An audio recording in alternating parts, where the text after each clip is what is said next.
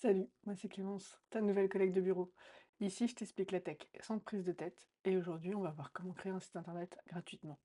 Allez, pas de chichi, pas de blabla, on y va. Aujourd'hui, je vais vous montrer comment créer rapidement une page d'accueil professionnelle pour votre site web sur System.io. Que vous soyez auto-entrepreneur ou gérant d'une société, cette méthode va vous permettre de concevoir une page d'accueil qui attire et convertit vos visiteurs. C'est parti!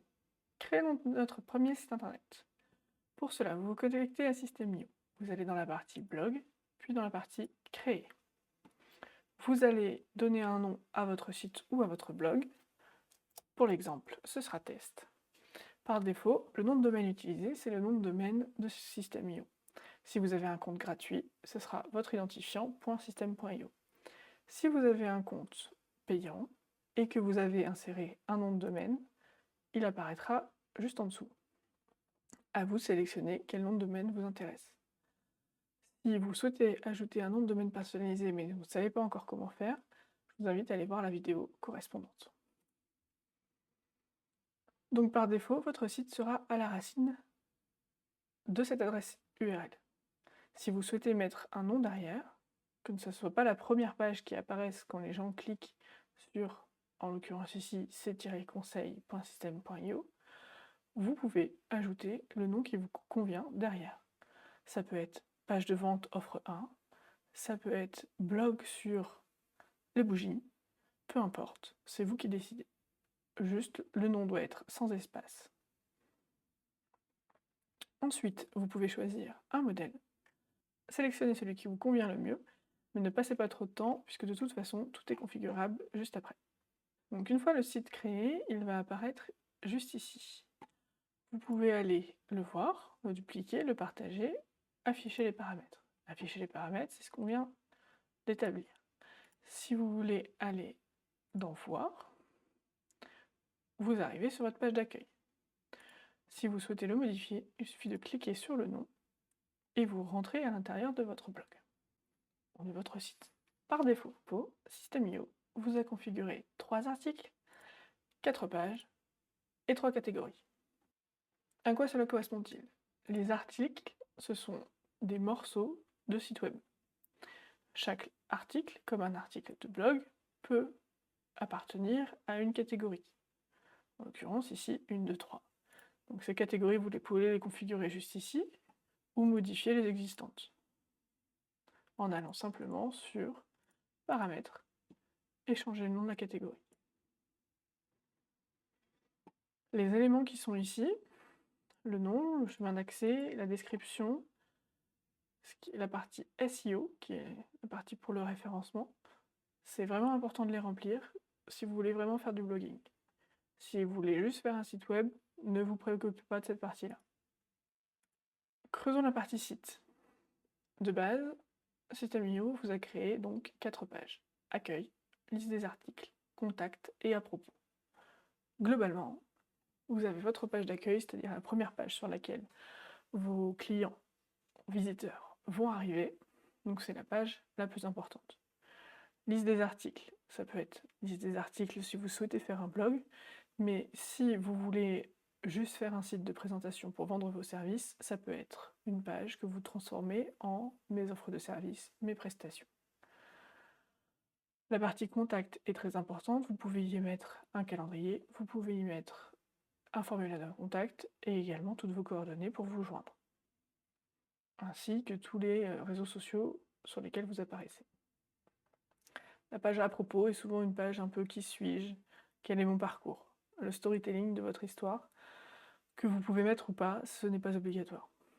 Avant de commencer dans le vif du sujet sur comment modifier une page, on va d'abord aller configurer le template du blog, le template du site, c'est-à-dire le header, l'entête et le pied de page, ce qu'on appelle également le footer. Ça se présente comme ceci. Vous avez du coup votre en-tête avec potentiellement un logo. Vous pouvez mettre une photo, un nom, le nom de votre marque, un slogan potentiellement, et le menu. Actuellement, dans le menu, il y a les 4 pages que System.io a créées de manière automatique. Le contenu du blog apparaîtra ici, et ceci c'est le footer. Généralement, on met dans le footer les mentions légales, les conditions générales de vente, le lieu de votre société, mais également potentiellement de vos magasins.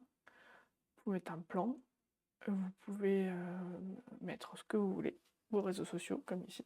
Tous ces éléments seront communs à chacune des pages que vous allez configurer par la suite. Ok, passons à l'action.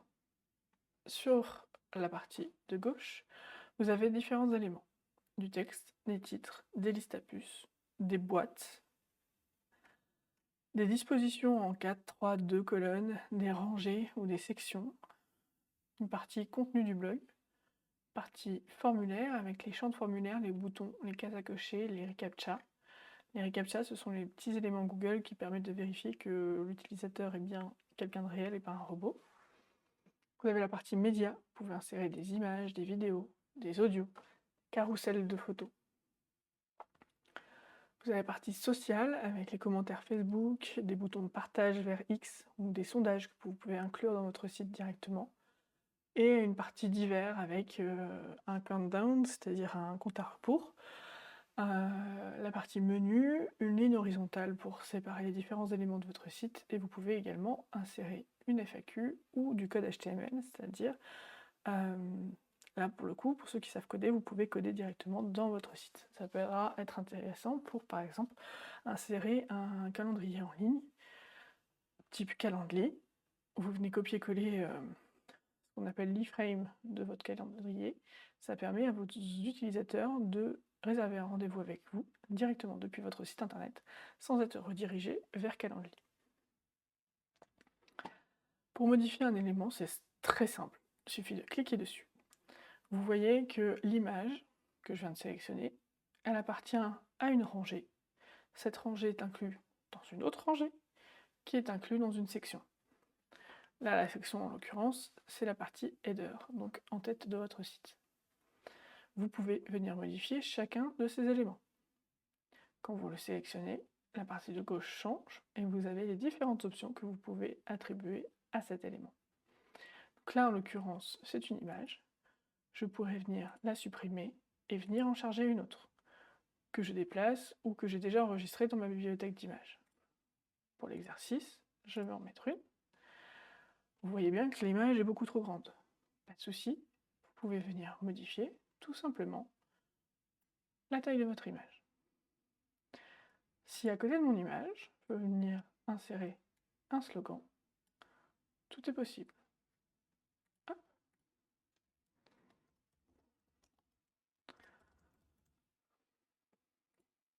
Vous ne voulez pas qu'il soit au milieu. De même, vous sélectionnez l'élément. Vous pouvez venir configurer la forme du texte, si je veux qu'il soit en gras, en italique, en souligné, barré. Je peux venir changer les couleurs. Je peux venir ajouter un lien. Si je tape l'URL et que j'enregistre, je peux enregistrer un lien. Je peux permettre de télécharger un fichier, de rediriger dans une nouvelle page, ou rien du tout. Si vous voulez modifier l'élément menu, il vous suffit de même de cliquer dessus et vous voyez ici les différentes options qui vous sont disponibles. Vous pouvez modifier les noms, vous pouvez modifier les types de liens, soit un lien de votre site, de votre blog, soit une URL personnalisée vers un autre site. Vous pouvez définir si l'utilisateur reste dans la page ou ouvre une nouvelle fenêtre pour accéder à ce lien, et vous pouvez bien sûr créer pour chacun d'entre eux un sous-menu. Exemple, vous créez une boutique, vous pouvez avoir l'onglet boutique, je vends des bougies, et avoir un sous-menu qui dit bougie format A et une bougie format 2. Ainsi, quand vous passez, alors je vais fermer cette partie-là, vous pouvez soit le rendre visible tout le temps, soit le rendre visible que quand l'utilisateur clique dessus. Donc là, si je le sélectionne, vous voyez bien que quand je passe la souris dessus, l'option s'affiche. Vous pouvez dans chacun des éléments configurer les marges, les polices, les hauteurs de ligne. Vous pouvez configurer vos propres polices si vous souhaitez une écriture particulière. Et vous pouvez bien sûr changer les différentes couleurs des différents éléments.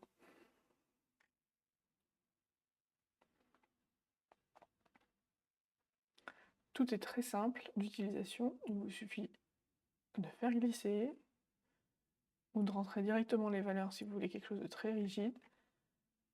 Vous pouvez rendre visibles ou non certains éléments sur mobile ou sur ordinateur, et à chaque instant vous pouvez voir à quoi ressemble votre site en version mobile ou en version ordinateur.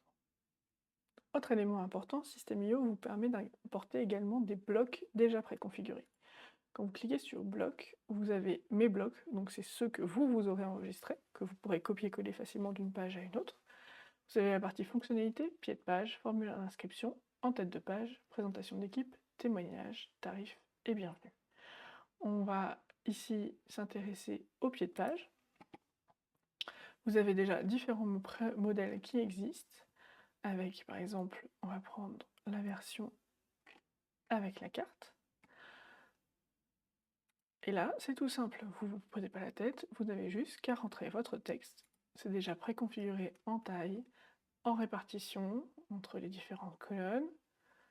Les espaces sont déjà gérés. Vous n'avez juste qu'à personnaliser le contenu en fonction de qui vous êtes, votre boutique, vos horaires, vos contacts.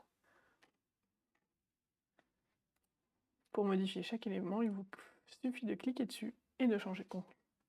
Une fois que vos éléments sont configurés, votre header et votre footer, vous pouvez enregistrer et quitter. On va rentrer dans le contenu de votre page principale.